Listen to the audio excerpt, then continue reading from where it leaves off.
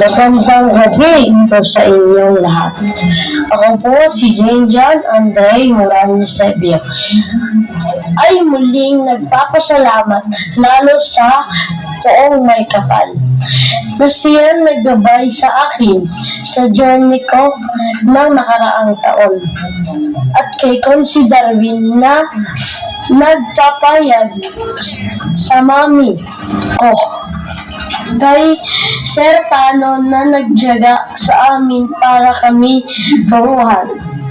Kahit kami ay makukulit sa bawat practice, nais ko po magpasalamat sa mga kaibigan sa taga-Purokdos, Fontanilla Compound, sa aking pamilya na walang sawang sumuporta at higit sa lahat sa aking mami at daddy na nandiyan sa lahat ng araw para ako'y gabayan, turuan at suportahan. Salamat sa inyo. Napakalaking tulong sa akin ang pagsali sa Munting Lakad dahil madami akong natutunan, lalo na sa pakikisalamuha at pagkakaroon ng madaming kaibigan. Lalo po akong nagkaroon ng self-confidence na huwag mahiya, humarap at magsalita sa madaming tao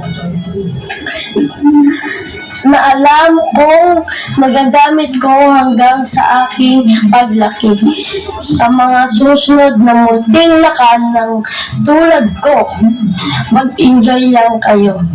Maging pala kaibigan, mag-aral ng mabuti, at i-treasure ninyo ang lahat ng ito dahil minsan lang ito sa ating pagiging bata. Sana tulad ko mag-enjoy at matuto. Naway ganon din kayo at huwag kaligtaan magpasalamat sa lahat, lalo na sa Poong May Kapal.